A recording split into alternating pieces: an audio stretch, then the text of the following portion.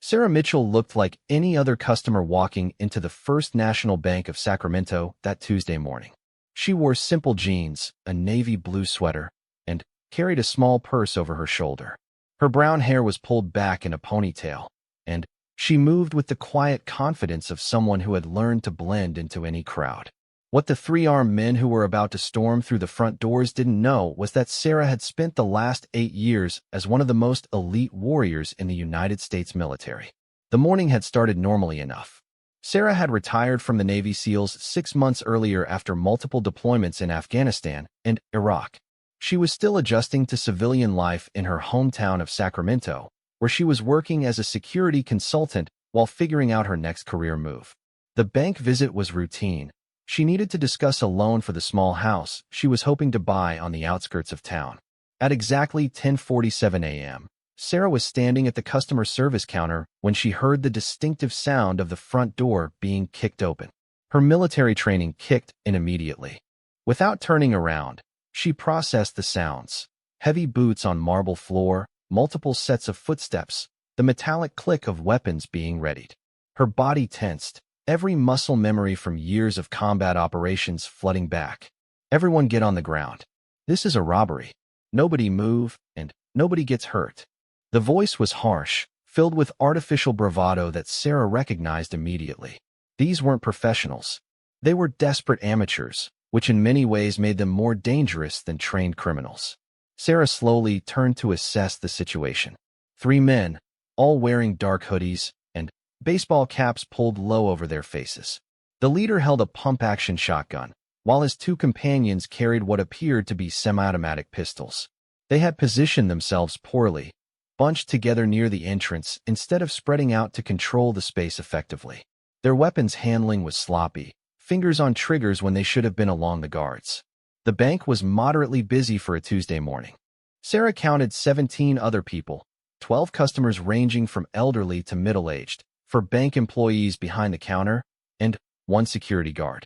The guard was an older man, probably in his 60s, whose hand was moving slowly toward his weapon. Sarah caught his eye and gave an almost imperceptible shake of her head. Drawing a gun now would only escalate the situation and potentially get innocent people killed. I said everybody down. Now, the leader's voice cracked slightly on the last word, confirming Sarah's assessment that these were nervous amateurs. The other customers began dropping to the floor, some crying quietly, others breathing heavily with fear. Sarah lowered herself slowly, using the movement to better position herself behind a marble pillar that would provide cover if shooting started. The second gunman, shorter and stockier than the leader, moved toward the teller windows while the third man tried to watch the customers. Their coordination was poor. They kept getting in each other's way and losing sight of different sections of the bank. Sarah's tactical mind was already working through multiple scenarios. She could see at least 4 different ways to neutralize the threat, but each option carried significant risk to the civilians. Open the vault. All of it. And don't try anything stupid or people start dying. The leader shouted at the bank manager, a thin man in his 50s who was visibly shaking as he moved toward the large safe at the back of the building. Sarah noticed something that made her blood run cold. The third gunman, a young man who couldn't have been older than 20, was becoming increasingly agitated. His weapon was moving erratically as he swept it across the prone customers.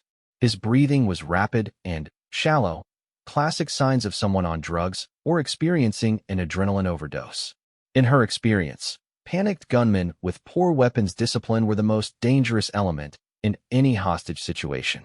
The bank manager was fumbling with the vault controls, his hands shaking so badly he could barely enter the combination. I'm trying.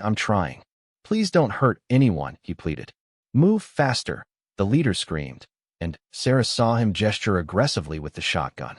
These men were operating on pure adrenaline and fear, which meant their decision-making was compromised. Every second that passed increased the likelihood of violence. That's when Sarah heard the sirens in the distance.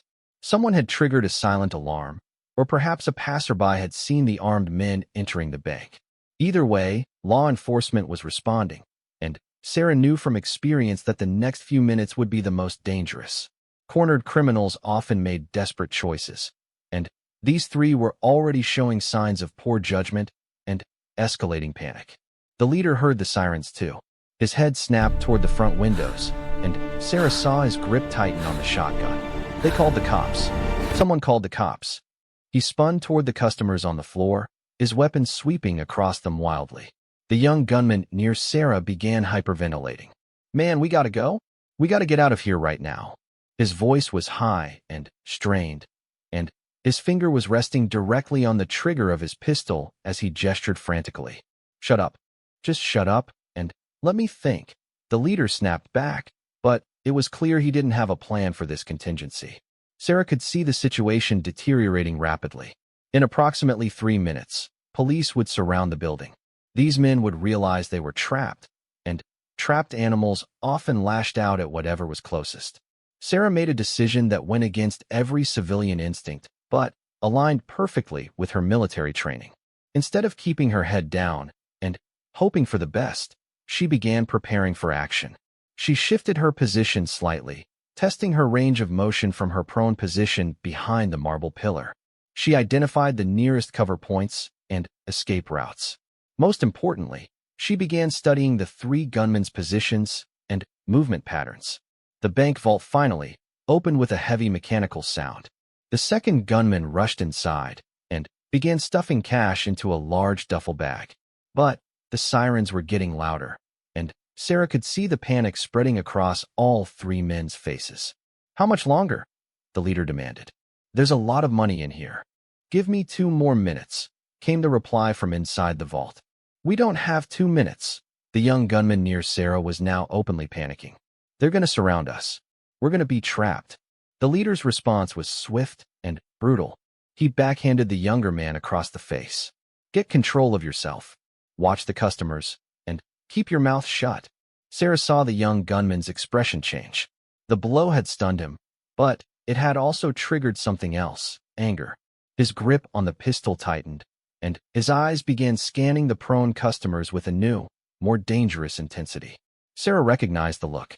She had seen it in combat zones when frightened soldiers reached their breaking point. The police sirens were now very close, probably less than a block away. Sarah could hear multiple vehicles, which meant a significant law enforcement response. The 3 gunmen would realize within moments that escape through the front entrance was no longer an option. That's when the leader made a fateful decision. "We need hostages," he announced.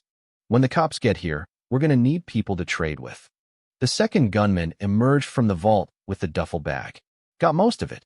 Maybe 50, 60,000. Forget the money. We need to control this situation before the cops get here."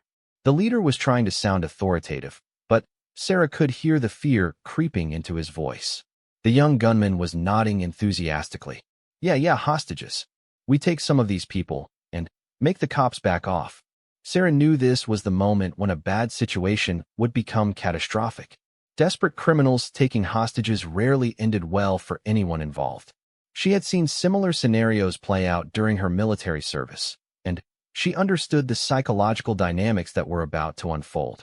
The leader began scanning the customers on the floor, looking for the most valuable hostages. His gaze passed over the elderly customers and settled on the younger people, including a woman with a small child and a man in a business suit who looked like he might have money or influence. You, and you." The leader pointed with his shotgun at 3 customers, including the woman with the child. "Get up slowly and move to the center of the room." The woman with the child began crying. Please don't hurt my baby. She's only 3 years old. Just do what I say and nobody gets hurt," the leader replied, but his voice lacked conviction. Sarah watched as the 3 selected hostages stood up slowly, their faces pale with terror. The little girl was crying quietly, clinging to her mother's leg. The businessman's hands were shaking so badly he could barely stand. The police sirens had stopped, which meant law enforcement had arrived and was taking up positions around the building. Within minutes, the area would be cordoned off, negotiators would be brought in, and this would become a formal hostage situation. Sarah knew from her training that such situations could last for hours or even days, and they often ended violently. The young gunman was now pacing back and forth, his weapon waving dangerously close to the remaining customers on the floor. "They're out there now, aren't they? The cops are out there right now. Stay calm, the leader ordered. But he was clearly struggling to maintain control of both his men and the situation. Sarah noticed something else that concerned her. The second gunman, the one who had been in the vault, was standing near the bank's rear exit. She could see him glancing repeatedly toward the back door, and she realized he was considering abandoning his partners and making a run for it. If he bolted, it would likely trigger a violent response from the other two men. The leader forced the three hostages to stand together in the center of the bank's main floor, where they would be clearly visible to anyone looking through the front windows.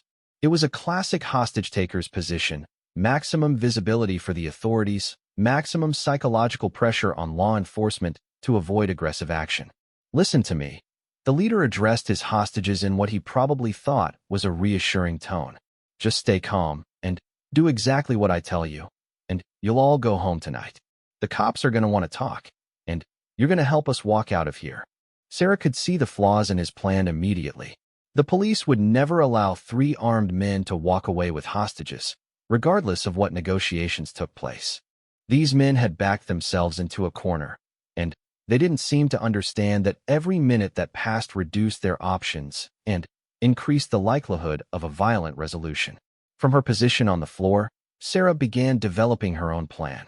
She had extensive training in close-quarters combat, hostage rescue operations, and crisis management. More importantly, she had real-world experience in similar situations. She knew that in approximately 15 minutes, a police negotiator would establish contact. The gunman would make demands that couldn't be met. Tensions would escalate, and, eventually, someone would make a mistake that would cost innocent lives. Unless she acted first, Sarah began to shift her position slowly, testing how much movement she could manage without drawing attention. The marble pillar provided good cover, and she was positioned approximately 12 feet from the nearest gunman. Her years of combat training had taught her to function effectively in high-stress situations, and she could feel her body and mind settling into the focused calm that had kept her alive through multiple deployments. The question wasn't whether she could neutralize the threat. She was confident in her abilities. The question was whether she could do it without getting innocent people killed in the process. 3 armed men, 17 civilians, and a building that would soon be surrounded by law enforcement. The tactical challenges were significant, but not insurmountable. Sarah had made her decision. She wasn't going to lie on the floor and hope that frightened amateurs with loaded weapons would make good choices under pressure. She had spent 8 years training for situations exactly like this one, and every instinct she had developed told her that waiting for law enforcement to resolve the situation would result in casualties. The young gunman's name was Tyler, though Sarah wouldn't learn that until much later. At 19 years old, he had dropped out of high school, been fired from 3 different jobs, and had been using methamphetamine regularly for the past 6 months. The robbery was supposed to be easy money. His older brother Marcus, the leader of the group, had convinced him that small bank robberies were low risk if you got in and out quickly.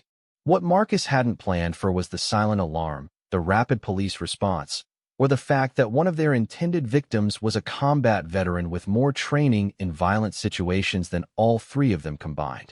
Tyler was sweating heavily despite the air conditioning, and his hands were shaking as he gripped his pistol. He kept glancing between the front windows, where he could see police cars, and the customers lying on the floor. His brother had told him to watch the people, make sure nobody tried anything heroic. But Tyler was discovering that pointing a gun at innocent people was a lot harder than he had imagined. Sarah observed all of this from her position behind the marble pillar. Her military training had taught her to read people quickly and accurately, and she could see that Tyler was the weak link in this criminal operation. He was also the most dangerous, precisely because he was unpredictable and frightened. In her experience, scared people with weapons made catastrophic mistakes.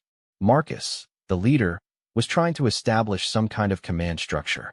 He had moved the 3 hostages to the center of the room and was positioning himself where he could see both the front entrance and his 2 partners.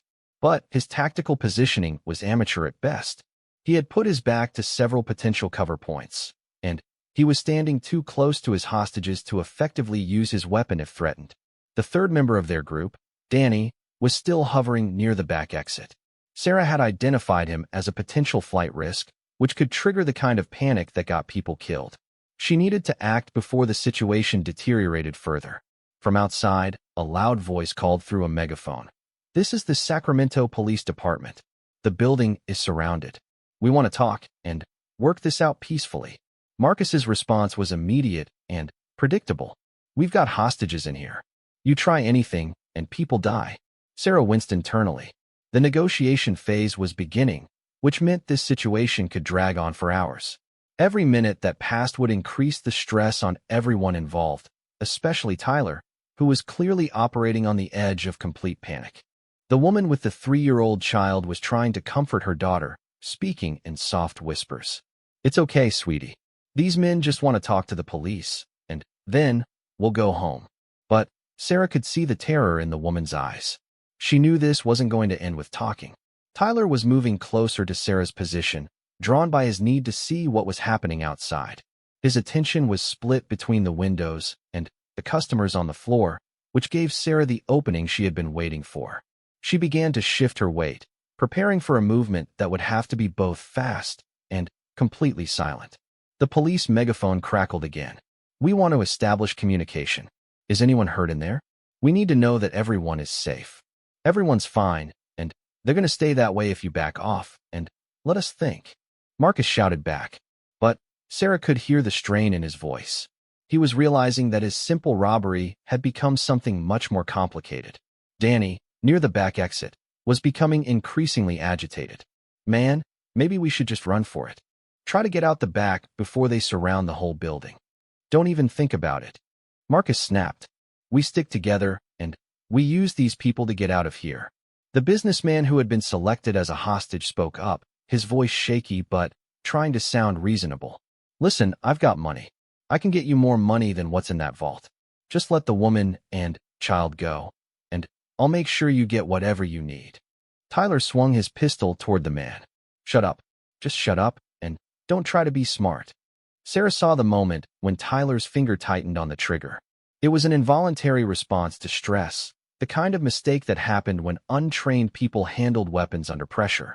She realized that Tyler was seconds away from an accidental discharge, which would likely trigger a chain reaction of violence. She had to act now. Sarah's movement was so fluid and fast that it seemed like magic to anyone watching. In one continuous motion, she rolled out from behind the marble pillar, came up in a low crouch, and closed the distance to Tyler before he could even register her approach. Her left hand clamped down on his wrist, controlling the weapon, while her right hand delivered a precise strike to a nerve cluster in his neck. Tyler's vision went black instantly. The technique, known as a carotid restraint, temporarily cut off blood flow to the brain, causing immediate unconsciousness without permanent damage. Tyler collapsed silently, his weapon falling from his nerveless fingers into Sarah's waiting hand. The entire sequence took less than 3 seconds. Marcus spun toward the sound, bringing his shotgun around, but Sarah was already moving. She had Tyler's pistol in her hands and was using his unconscious body as partial cover. "Drop the weapon. Now." Her voice carried the unmistakable authority of someone who had commanded troops in combat. But Marcus wasn't thinking clearly. Instead of recognizing that he was outmaneuvered, he tried to bring his shotgun to bear on Sarah. It was a fatal mistake in judgment. Sarah's first shot took Marcus in the shoulder, spinning him around and causing him to drop the shotgun. Her second shot hit his thigh, dropping him to the ground. Both shots were precisely placed to neutralize the threat without causing fatal injury. Even in a crisis situation, Sarah's training emphasized minimum necessary force. Danny, seeing his partners down, made his own critical error. Instead of surrendering, he raised his pistol toward the hostages, perhaps thinking he could regain control of the situation by threatening innocent lives. Sarah's third shot took Danny in the hand, destroying his grip and sending his weapon skittering across the marble floor. Her fourth shot hit his opposite shoulder, ensuring he couldn't reach for a backup weapon. The entire confrontation lasted less than 15 seconds.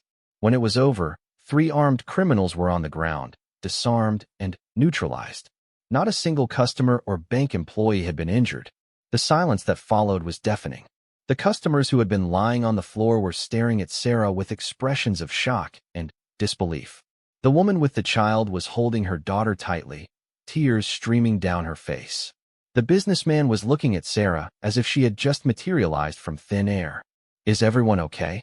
Sarah asked, her voice calm and professional as she kept Tyler's pistol trained on the 3 wounded criminals. "Anyone hurt? Anyone having trouble breathing or chest pains?" The bank manager was the first to find his voice. Who are you?" Sarah smiled grimly. "Someone who really hates it when people threaten innocent civilians." From outside, the police megaphone crackled again, but this time the voice was different, more urgent. "We heard gunshots. What's happening in there? Talk to us." "This is Sarah Mitchell," she called toward the front entrance. "Former Navy SEAL. The situation is contained. 3 suspects are down and disarmed. All hostages and civilians are safe. I'm armed, but not a threat to law enforcement." There was a long pause from outside. Then, "Sarah Mitchell, this is Captain Rodriguez with Sacramento PD. Can you repeat your status?" "All 3 armed suspects are neutralized and disarmed. I have their weapons secured. All civilians are safe and uninjured. The area is clear for entry." Marcus was groaning on the floor, clutching his wounded shoulder.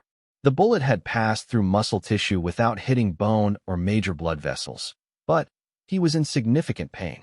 Danny was cursing and trying to stop the bleeding from his hand. Tyler was still unconscious, but breathing normally. Sarah moved quickly to secure the scene. She collected all 3 weapons, checking each one to ensure they were safe before setting them well away from the wounded criminals. She then grabbed the first aid kit from behind the customer service counter and began treating the wounded men. "You shot us," Marcus gasped. "You shot us. I saved your lives," Sarah replied calmly as she applied pressure bandages to his wounds. "If you had kept waving those guns around when SWAT arrived, you'd all be dead right now. This way, you're going to prison instead of the morgue." The bank employees were slowly getting to their feet, looking around in amazement at how quickly the situation had been resolved. The elderly security guard approached Sarah with obvious respect. "Ma'am, I've been in law enforcement for 40 years, and I've never seen anything like that. Where did you learn to shoot like that?" 8 years with Naval Special Warfare," Sarah replied as she continued treating Danny's wounded hand. "Sometimes the training comes in handy." Tyler was beginning to regain consciousness, blinking confusedly as he tried to understand what had happened. When he saw Sarah kneeling beside him, checking his pulse and pupils, his eyes went wide with fear. "Relax," Sarah told him. "You're going to be fine. You were unconscious for a few minutes, but there's no permanent damage. You're going to have a headache, but you'll live to learn from this experience." "You're a cop?" Tyler asked weakly. "No, I'm someone who doesn't like bullies." The sound of boots on marble announced the arrival of the Sacramento Police Department's tactical team. The front doors burst open and 6 heavily armed officers swept into the bank, their weapons trained and ready. "Clear, clear, clear," they called out as they rapidly assessed the scene. Sarah remained motionless, her hands visible and well away from any weapons. "Sarah Mitchell, former Navy SEAL. All suspects are secured." The team leader, a sergeant with 20 years of experience, looked around at the scene with professional appreciation. 3 criminals down, weapons secured, wounded suspects receiving medical attention, and not a single civilian casualty. It was, he would later tell his colleagues, the most professional piece of tactical work he had ever seen from a civilian.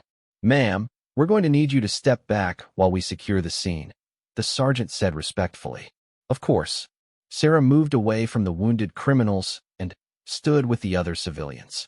Paramedics arrived within minutes and began treating Marcus, Danny, and Tyler. Their wounds, while painful, were not life-threatening. Sarah's precision shooting had been intended to stop the threat without causing permanent disability, and she had succeeded perfectly. Captain Rodriguez entered the bank and surveyed the scene. He was a 25-year veteran of the Sacramento Police Department, and he had seen his share of bank robberies gone wrong. But this was different. This was what happened when professionals handled a crisis situation. "Ms. Mitchell," he said, approaching Sarah with obvious respect, "I'm going to need to get a full statement from you. But first I want to say thank you. If you hadn't been here, this could have ended very badly." "I was just in the right place at the right time," Sarah replied. "No." The captain shook his head. You were the right person in the wrong situation. There's a big difference. As the criminals were loaded into ambulances under police guard, the bank customers began to process what they had just witnessed. The woman with the 3-year-old daughter approached Sarah with tears in her eyes. "I don't know how to thank you," she said, "when that young man pointed the gun at us. I thought we were going to die." "You're safe now," Sarah replied gently. "That's all that matters." The businessman who had been selected as a hostage was shaking his head in amazement. "I've never seen anything like that. The way you moved, it was like something out of a movie." "Real life," Sarah corrected. "Just real life with good training." As the investigation team began processing the scene, Sarah reflected on how quickly things had changed. 6 months ago, she had been leading special operations missions in Afghanistan. Today, she had prevented a potential massacre in her hometown bank. The skills were the same, but the stakes felt somehow more personal. The bank manager approached her with obvious gratitude. "Ms. Mitchell, I don't know how to express our appreciation. If there's ever anything our bank can do for you, just keep your employees safe," Sarah replied. "And maybe consider upgrading your security training." As she gave her statement to the detectives, Sarah learned more about the 3 men she had stopped. Marcus had a long history of petty crime and drug use. Danny had been in and out of jail for theft and assault. Tyler was the youngest and had the shortest criminal record, but he was also the most dangerous because of his drug use and unpredictable behavior. "They could have killed a lot of people today," Detective Williams told Sarah. "That young kid especially. He was so high he didn't even know where he was half the time." Sarah nodded. She had recognized the signs of methamphetamine use in Tyler's behavior, which had made him particularly unpredictable and dangerous. As the afternoon wore on and the investigation continued, word of what had happened began to spread throughout Sacramento.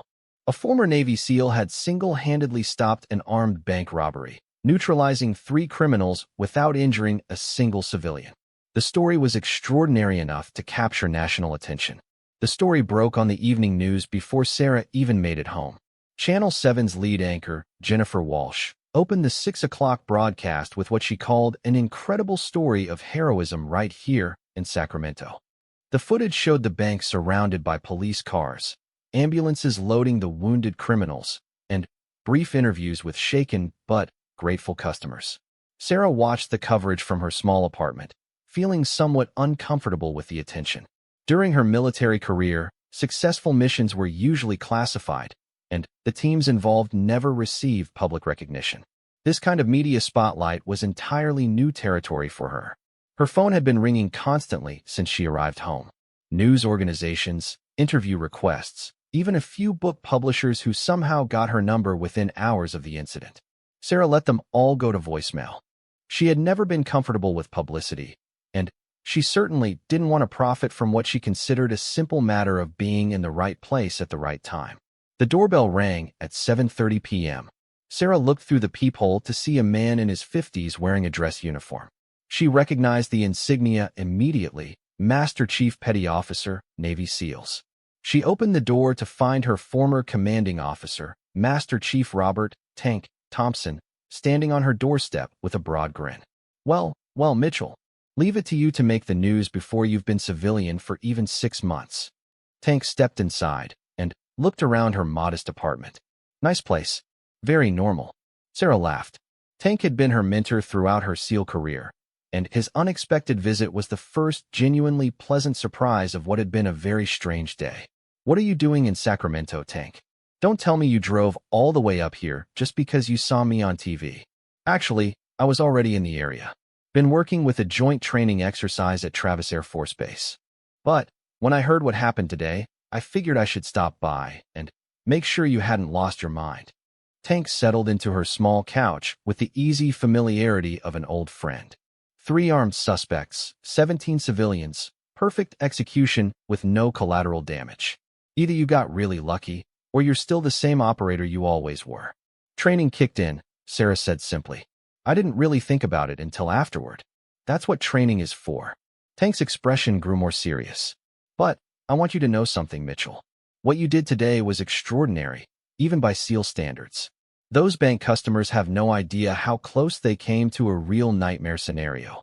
Sarah poured 2 cups of coffee and sat across from her former commander. I keep thinking about that kid, Tyler.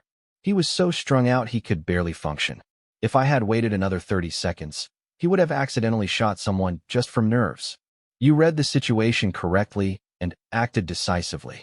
That's why you're alive and why 17 innocent people went home to their families tonight. Tank leaned forward. But I'm actually here about something else.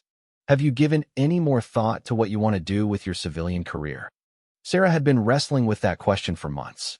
Transitioning from military service to civilian life was challenging for any veteran, but it was especially difficult for special operations personnel who had spent years in high-intensity, high-stakes environments. Regular jobs felt mundane after years of life-or-death missions. I've been looking at security consulting work, maybe executive protection, something that uses my skills, but doesn't require me to carry a weapon every day. She paused. Today was the first time I've been in a combat situation since I left the Navy. I'm not sure I want that to be a regular part of my life anymore. Tank nodded understandingly. That's normal. A lot of operators go through that adjustment period. But I might have something that could interest you. Ever hear of a company called Blackstone Security Solutions? Sarah recognized the name immediately. Blackstone was one of the most respected private security companies in the country, specializing in high-level corporate protection, government consulting, and crisis management. Their reputation was excellent, and they were known for hiring only the most qualified former military and law enforcement personnel. They're opening a West Coast office right here in Sacramento, Tank continued, looking for someone to head up their new civilian crisis response division. It's not military work. It's about training corporate security teams, developing emergency response protocols, consulting with businesses on threat assessment. Clean work, good pay, and you'd be helping people stay safe instead of hunting bad guys. The offer was intriguing.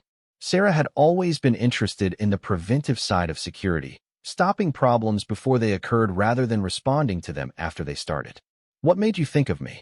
Are you kidding? After today, you're probably the most famous crisis management specialist on the West Coast. Tank grinned. But, seriously, Blackstone has been looking for someone with your background and temperament. They need someone who can think tactically but also work with civilians who have no military experience. Their conversation was interrupted by Sarah's phone ringing. She glanced at the caller ID and saw it was her sister Lisa calling from Portland. I have to take this, she told Tank, then answered the phone. Sarah, oh my God, are you okay? I just saw the news. Lisa's voice was filled with concern and excitement. They said you stopped a bank robbery. They said you took down 3 armed men by yourself. I'm fine, Lisa. Really, it's not as dramatic as the news makes it sound. Not dramatic? Sarah, they're calling you a hero. There's video of the police cars and everything. Lisa paused. Mom and Dad would be so proud. Sarah felt a familiar tightness in her chest at the mention of her parents, who had been killed in a car accident during her second deployment in Afghanistan. They had always worried about her military service, fearing that she would be hurt or killed in combat. The irony that her most dangerous moment since leaving the military had occurred in a bank in her hometown wasn't lost on her. I know they would, Sarah said softly. I'm just glad I was able to help. Are you going to do interviews? The news said people are calling you a hero. No interviews. I don't want the attention. Sarah looked at Tank, who was listening with obvious amusement. I just want to get back to normal life. After she hung up with her sister, Tank shook his head with a chuckle. Normal life? Mitchell, you just demonstrated to the entire country why Navy SEALs are the most elite warriors in the world. Your normal life just became a lot more complicated. He was right, of course. Over the next few hours, the story continued to grow. National news networks picked up the footage from local stations. Social media was buzzing with videos taken by bystanders outside the bank. Someone had even managed to get cell phone footage of Sarah treating the wounded criminals after she had neutralized them, which was being shared widely as an example of professionalism under pressure. The morning shows were already calling, wanting to book her for interviews. Sarah's voicemail was full of requests from producers, journalists, and even a few Hollywood agents who thought her story would make a good movie. Tank stayed until late evening, discussing both the job offer and the media attention. You know this isn't going to just go away, right? The story has everything the public loves: a heroic veteran, innocent civilians saved, bad guys stopped without being killed. You're going to be dealing with this for weeks, maybe months. I never wanted to be famous, Sarah said. I just wanted to help people and maybe buy a house. Fame isn't always a choice, Tank replied. But how you handle it is. You can hide from it, or you can use it to do something positive. The next morning brought an entirely new level of attention. Sarah woke up to find news vans parked outside her apartment building and reporters waiting in the lobby. She had to sneak out through the building's service entrance just to avoid being ambushed with cameras and microphones. At 10 a.m., she had a meeting with Captain Rodriguez at Sacramento Police Headquarters to review her statement and discuss the ongoing investigation. The captain met her at a side entrance to help her avoid the media crowd that had gathered at the main entrance. Sorry about this circus, Rodriguez said as he led her to his office. Word leaked about your military background, and now everyone wants a piece of the story. The meeting was straightforward. The investigation had confirmed that Sarah's actions were completely justified and had likely prevented multiple civilian casualties. Marcus, Danny, and Tyler were all recovering from their wounds and facing numerous felony charges. Their weapons had been traced to a burglary ring operating out of Oakland, which led to several additional arrests. The DA wants to meet with you personally to thank you, Rodriguez said. There's talk of some kind of civilian commendation, maybe even a key to the city. Sarah groaned. Captain, I appreciate the recognition, but I really don't want a bunch of ceremonies and publicity. I just want to move on with my life. I understand. But you should know that what you did yesterday is going to have lasting effects beyond just stopping those 3 criminals. Every bank in the city is reviewing their security protocols. Police departments throughout the state are asking for copies of our incident report to use in training. You've probably prevented future crimes just by showing how quickly a situation like this can be resolved when someone with the right training takes action. That afternoon, Sarah met with representatives from Blackstone Security Solutions at an upscale restaurant in downtown Sacramento. She had agreed to the meeting partly because of Tank's recommendation, but mostly because she was curious about how her newfound notoriety might affect her career prospects. The Blackstone team consisted of 3 people: Maria Santos, the company's West Coast Regional Director; Colonel James Dutch Morrison, a retired Army Special Forces officer who headed their Crisis Management Division; and Dr. Jennifer Kim, a psychologist who specialized in post-incident counseling and stress management.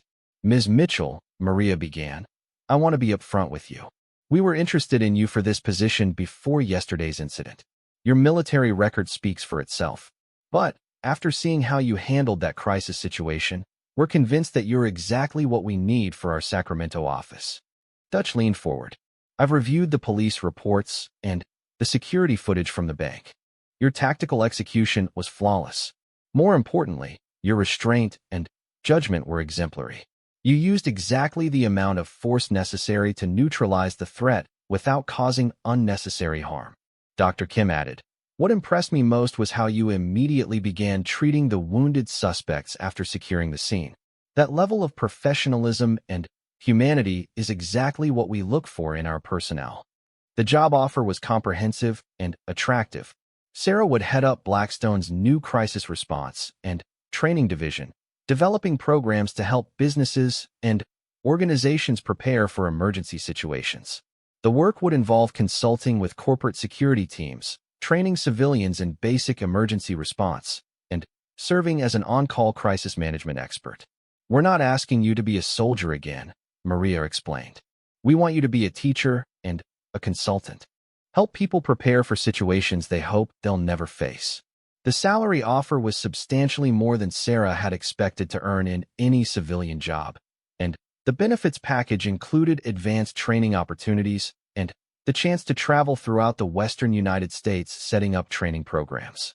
But what really attracted Sarah to the position was the mission. Instead of responding to crises after they occurred, she would be working to prevent them or at least minimize their impact. It felt like a natural evolution of her military service, using her skills to protect people, but in a proactive rather than reactive way. I'm interested, Sarah told them. When would you need an answer? Take your time, Dutch replied. But be aware that after yesterday, you're probably going to have multiple offers. Your combination of technical skills, real-world experience, and proven judgment under pressure is extremely rare. As Sarah drove home that evening, she reflected on how dramatically her life had changed in just 2 days. 48 hours ago, she had been an unemployed veteran struggling to find her place in civilian society. Now she was being offered a prestigious position with a respected company, and her phone was ringing constantly with opportunities she could never have imagined. The media attention was still overwhelming, but she was beginning to see Tank's point about using her newfound visibility for positive purposes. If her story inspired other veterans to believe they could successfully transition to civilian careers, or if it encouraged businesses to take security preparedness more seriously, then perhaps the publicity would serve some useful purpose. That night, Sarah finally returned some of the calls that had been flooding her voicemail. She politely declined all interview requests, but she did agree to speak with a veterans organization that wanted to feature her story in their newsletter as an example of successful post-military career development. She also called her sister back and had a long conversation about their parents and what they would have thought about recent events. Lisa reminded her of something their father used to say. If you have special skills, you have a special responsibility to use them for good. As she prepared for bed, Sarah looked out her apartment window at the news vans that were still parked outside. Tomorrow would bring more attention, more opportunities, and more decisions about the direction of her civilian life. But, for the first time since leaving the military, she felt like she aged 3 weeks after the bank incident. Sarah had settled into her new role at Blackstone Security Solutions. The Sacramento office was located in a modern building downtown, and Sarah's corner office overlooked the state capitol. The irony wasn't lost on her that she could see the bank where everything had changed from her office window. The media attention had gradually died down, though she still occasionally received interview requests. More importantly, the incident had opened doors throughout the security and law enforcement communities. Police departments from across California were requesting training consultations. Corporate security directors wanted to hire Blackstone to assess their emergency response protocols. Even federal agencies had reached out about potential consulting contracts. Sarah's first major assignment came from an unexpected source. The Sacramento School District had approached Blackstone about developing a comprehensive crisis response program for their high schools. Recent incidents of violence at schools nationwide had prompted administrators to reevaluate their safety procedures, and they wanted expert guidance from someone who understood both tactical operations and civilian environments.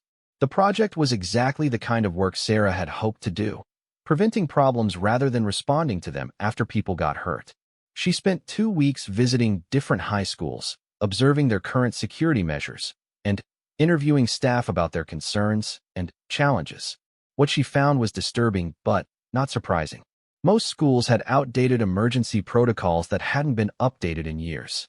Security guards were often retired police officers with minimal training in school-specific situations.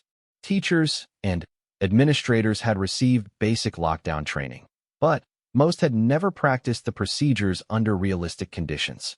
The problem isn't that people don't care, Sarah explained to Dr. Michael Torres, the district's superintendent, during their weekly progress meeting. The problem is that most emergency plans are designed by people who have never actually dealt with real emergencies. Dr. Torres nodded grimly. We've been using the same protocols for 10 years. Basically, if there's a threat, we lock down the classrooms and call police. But nobody's ever really tested whether that approach actually works. Sarah had developed a comprehensive training program that went far beyond traditional lockdown procedures. Her approach focused on what she called dynamic response, giving teachers and students multiple options based on the specific circumstances they faced. In the military, we have a saying, "No plan survives contact with the enemy," Sarah explained to a group of teachers during her first training session. That means you can't just memorize a single response and hope it works in every situation. You need to understand principles and practice making decisions under pressure. The training sessions were unlike anything the teachers had experienced. Instead of sitting in a conference room listening to lectures, they practiced realistic scenarios in actual classrooms. Sarah taught them how to quickly assess threats, communicate effectively during emergencies, and make tactical decisions about when to lock down, when to evacuate, and when to take other protective actions. The students were initially skeptical. Many had grown up with routine lockdown drills that felt more like fire drills than serious emergency preparedness. But Sarah's approach was different. She treated the high school students like intelligent young adults capable of learning real skills. Your safety isn't just the responsibility of adults, she told a group of seniors during one of her student training sessions. You're old enough to learn how to protect yourselves and help others. These aren't just skills for school. They're life skills that could save your lives or someone else's life someday. The students responded enthusiastically. They practiced everything from basic situational awareness to emergency first aid. Sarah taught them how to recognize potential threats, how to communicate quietly and effectively during emergencies, and how to help teachers maintain order during crisis situations. One afternoon, while conducting a training exercise at Roosevelt High School, Sarah encountered a situation that reminded her why this work was so important. She was working with a group of teachers in a mock scenario when the school's actual alarm system activated. It wasn't a drill. Someone had triggered the alarm in the main hallway. Sarah's training kicked in immediately. She quickly assessed the situation, established communication with the school's main office, and helped coordinate the response. It turned out to be a false alarm caused by a student accidentally bumping into an emergency button. But the incident revealed serious problems with the school's communication systems and response procedures. Teachers in different parts of the building received conflicting information. Some classrooms locked down while others began evacuating. Several staff members panicked because they couldn't reach the main office. This is exactly what I'm talking about, Sarah told Dr. Torres during their debrief meeting. Your people are dedicated and they want to do the right thing. But they don't have clear protocols for unexpected situations, and your communication systems aren't reliable under stress. The false alarm became a teaching opportunity. Sarah used it to demonstrate how quickly confusion could spread during a real emergency, and why dynamic response training was essential. She worked with the school's technical staff to improve their communication systems and developed backup procedures for when technology failed. Word of Sarah's innovative training approach spread quickly throughout the education community. Soon she was receiving requests from school districts throughout Northern California. The State Department of Education asked her to develop statewide training guidelines. Even federal education officials expressed interest in her methods. But Sarah's most challenging assignment came from an unexpected source. The warden at California State Prison, Sacramento, contacted Blackstone about a unique consulting project. The prison had experienced several recent incidents involving hostage situations, and the warden wanted an expert assessment of their crisis response capabilities. I'll be honest with you, Ms. Mitchell, Warden Patricia Hayes explained during their initial meeting. We've got good people and standard procedures, but our recent incidents haven't gone as well as they should have. When I heard about what you did at that bank, I thought you might be able to help us identify what we're doing wrong. The prison consulting project was fascinating and complex.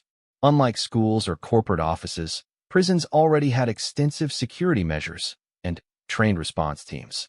But they also dealt with a unique set of challenges, contained environments where escape wasn't possible, populations that included dangerous and desperate individuals, and situations where de-escalation wasn't always an option.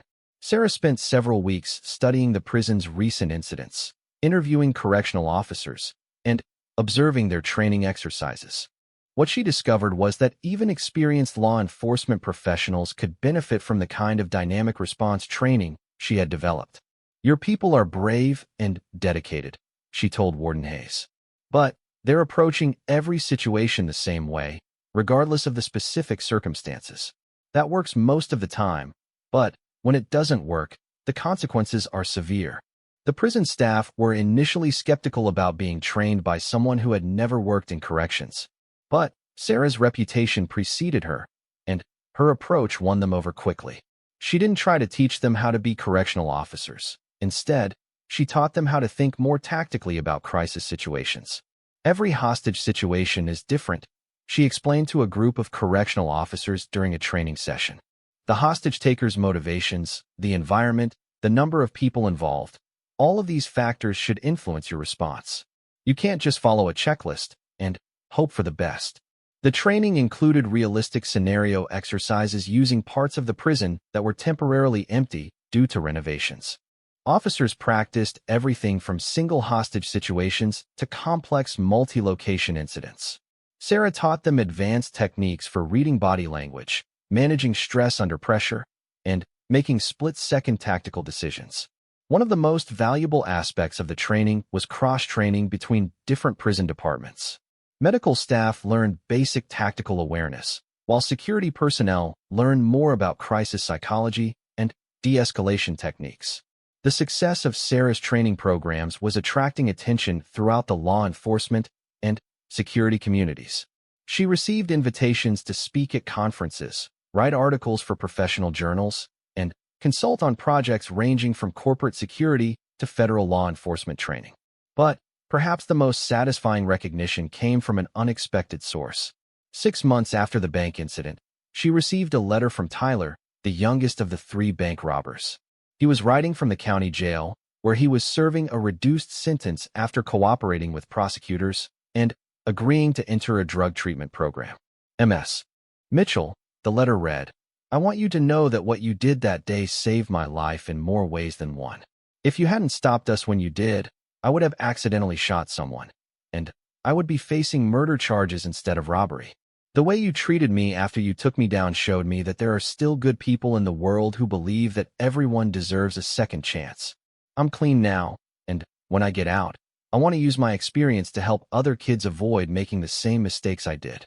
Sarah kept Tyler's letter in her desk drawer and pulled it out whenever she was having a difficult day. It reminded her why her work mattered and how even the worst situations could sometimes lead to positive outcomes. As her first year with Blackstone drew to a close, Sarah reflected on how much her life had changed since that Tuesday morning at the bank. She had found her calling in the civilian world, helping people prepare for situations they hoped they would never face. Her training programs were now being used by schools, businesses, and law enforcement agencies throughout California. She had trained thousands of people in everything from basic emergency response to advanced crisis management. Most importantly, she had helped create a culture of preparedness that emphasized thinking and decision-making rather than just following procedures. The phone on her desk rang, interrupting her thoughts. It was Maria Santos from Blackstone's corporate headquarters. "Sarah, I have some news that I think you'll want to hear. The Department of Homeland Security has reviewed your training methodologies, and they want to discuss a potential contract to develop similar programs for federal facilities nationwide." Sarah smiled as she looked out her office window toward the bank where everything had started. A year ago, she had been a recently retired veteran looking for purpose in civilian life. Now she was helping to reshape how the entire country thought about emergency preparedness and crisis response. "Set up the meeting," she told Maria. "I'm ready for the next challenge." 2 years after the bank incident, Sarah stood before a packed auditorium at the Federal Law Enforcement Training Center in Glencoe, Georgia. She was delivering the keynote address at the National Crisis Response Conference, speaking to over 1,200 law enforcement professionals, security experts, and emergency responders from around the world. The woman who had once preferred to work in the shadows of military special operations was now recognized as one of the leading authorities on civilian crisis management.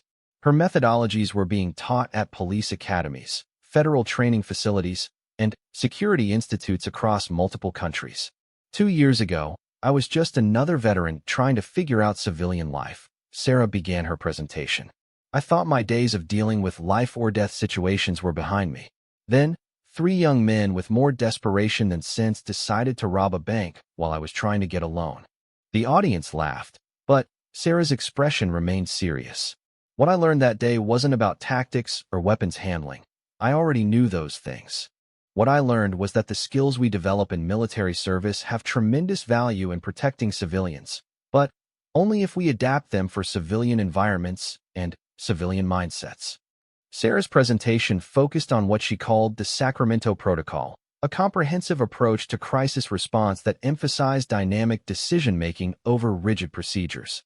The methodology had been tested and refined through hundreds of training exercises and real-world applications over the past 2 years. The success stories were impressive.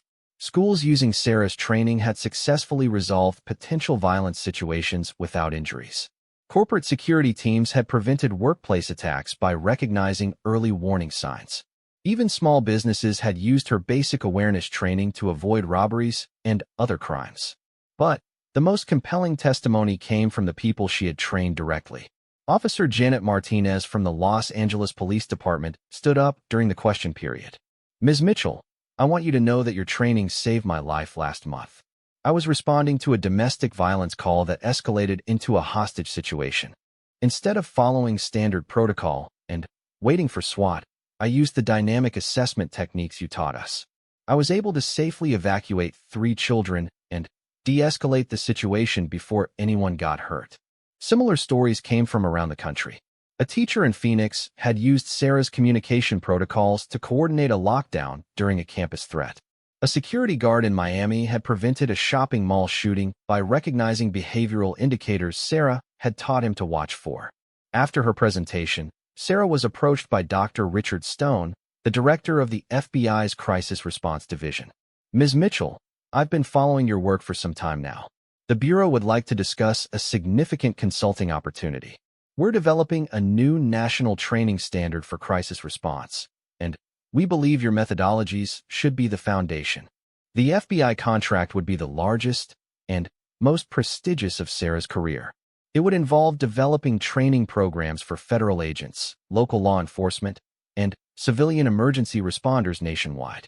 The project would take 3 years and could potentially save thousands of lives by improving how America responded to crisis situations. But, as attractive as the offer was, Sarah had been thinking about a different kind of challenge. Over the past year, she had received numerous requests for international consulting work. Countries around the world were dealing with increasing threats from terrorism, criminal violence, and civil unrest. Many were looking to American experts for guidance on improving their crisis response capabilities. "Dr. Stone, I'm honored by the offer, and I'd like to discuss the details. But I should tell you that I'm also considering some international opportunities that could have significant impact on global security." The international work had started with a request from the Canadian government to review their school security protocols after a series of incidents in Toronto and Vancouver. Sarah's recommendations had been so well received that other countries began reaching out. The British government wanted her to train their police forces in enhanced crisis response techniques. The Australian Federal Police were interested in her hostage negotiation methodologies. Even the Israeli security services had expressed interest in her approach to civilian protection. But the most intriguing opportunity came from an unexpected source. The United Nations Office on Drugs and Crime had contacted Blackstone about developing a global training program for countries dealing with organized crime and terrorism threats. "Ms. Mitchell," Dr. Elena Vasquez from the UN explained during a video conference, "we have member nations facing crisis situations they're simply not equipped to handle. Your reputation for developing practical, effective training programs has reached the international level. We'd like you to consider leading a team that would work with developing countries to improve their emergency response capabilities." The UN project would involve traveling to countries throughout Africa, Southeast Asia, and Latin America to assess their security challenges and develop customized training programs. It was exactly the kind of work Sarah had dreamed of doing, using her skills to protect people on a global scale. The decision wasn't easy. The FBI contract represented security and prestige in the United States. The international work offered adventure and the chance to make a broader impact. But it would mean years of travel and working in potentially dangerous environments. Sarah discussed the options with Tank during one of his regular visits to Sacramento. He had become her unofficial career advisor, helping her navigate the complexities of civilian success. "It's a good problem to have," Tank observed as they sat in Sarah's office reviewing the various proposals. 2 years ago, you were worried about finding any meaningful work. Now you have opportunities that most people in this field could only dream of. "That's what makes it so difficult," Sarah replied. "Both paths could lead to important work that saves lives. But they're completely different directions. What does your gut tell you?" Sarah looked out her office window toward the bank where everything had started. "My gut tells me that the work we do here in America is important, but the problems we're trying to solve exist all over the world. If we can help other countries develop better crisis response capabilities, we might prevent conflicts and save lives on a much larger scale. Tank nodded slowly. That sounds like the Sarah Mitchell I know. Always thinking about the bigger picture. The decision crystallized during an unexpected event. Sarah was conducting a training exercise at a Sacramento community college when news broke of a terrorist attack at a school in Eastern Europe. The details were horrific. Gunmen had taken over a primary school, and the local security forces were struggling to respond effectively. As Sarah watched the coverage, she realized that the same training and methodologies she had developed in California could have prevented or minimized that tragedy. The techniques that had saved lives in Sacramento banks and schools could be adapted to protect children and families anywhere in the world. That evening, she called Dr. Vasquez at the United Nations. I'm interested in your global training project. When can we start? The transition took several months to arrange. Sarah worked with Blackstone to establish a partnership with the UN that would allow her to lead international projects while maintaining her connection to the company. She also spent time preparing for the cultural and logistical challenges of working in developing countries. Her first international assignment was in Kenya, where government forces were struggling to respond to increasing terrorist threats from Al-Shabaab. The Kenyan security services were brave and dedicated, but they lacked advanced training in crisis response and hostage rescue. Sarah spent 6 weeks in Nairobi, working with Kenyan police and military units to develop enhanced capabilities.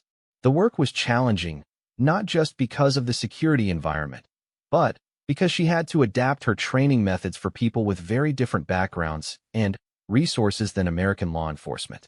The principles are the same everywhere, she explained to Colonel James Mwangi, the Kenyan officer in charge of their anti-terrorism unit. Quick assessment, dynamic response, minimum necessary force. But the specific techniques have to be adapted for your environment, your equipment, and your people. The Kenyan project was a success. Within 3 months of completing the training, Colonel Mwangi's unit had successfully resolved 2 hostage situations and prevented a planned attack on a shopping center in Nairobi. The techniques Sarah had developed were saving lives on a different continent. Over the following year, Sarah worked in a dozen countries, developing training programs for law enforcement agencies, military units, and civilian emergency responders. Each assignment presented unique challenges, but the core principles remained constant. In the Philippines, she taught Marine units how to handle hostage rescues in urban environments. In Colombia, she worked with police forces dealing with drug cartel violence. In Nigeria, she trained security personnel responsible for protecting schools and government facilities. The work was exactly what Sarah had hoped it would be: challenging, meaningful, and directly focused on protecting innocent people. But it was also exhausting and sometimes dangerous. She had been shot at in 3 different countries, survived 2 bomb attacks, and lost count of the number of times she had been in life-threatening situations. During a brief return to Sacramento for medical leave after being injured in a bombing in Lagos, Sarah reflected on how far she had traveled, both literally and figuratively, since that Tuesday morning at the bank. She was now recognized as one of the world's leading experts in crisis response and civilian protection. Her training methodologies were being used by security forces on 6 continents. She had personally trained thousands of people in techniques that had saved countless lives. But success had come with costs. The constant travel and high-stress environments had taken a toll on her personal life. She had little time for relationships or normal civilian activities. Sometimes she felt like she was still in the military, just wearing different uniforms and serving different missions. The reflection ended when she received an urgent call from Dr. Vasquez. There had been a school shooting in Eastern Europe, and the local authorities were requesting immediate assistance from the UN's crisis response team. Sarah, I know you're supposed to be on medical leave, but this situation is critical. We have over 200 children and teachers trapped in a school with multiple gunmen. The local police are completely overwhelmed. Sarah looked at her packed bags sitting by the door. Her leave was supposed to last another 2 weeks, and her doctors had strongly recommended that she take time to recover from her injuries and the stress of constant deployment. But 200 children were in danger, and she had skills that could save them. Book me on the next flight, she told Dr. Vasquez. I'll leave tonight. As her plane took off from Sacramento International Airport 6 hours later, Sarah realized that she had finally found her true calling. She wasn't just a former Navy SEAL who had stopped a bank robbery. She was a global protector, someone who used her skills to save innocent lives wherever they were threatened. The work would never end, and the dangers would never disappear.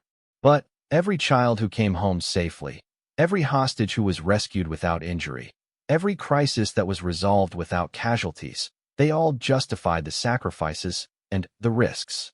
Looking down at the lights of Sacramento disappearing below her, Sarah thought about the 3 young men who had walked into that bank 2 years ago with guns and desperate plans.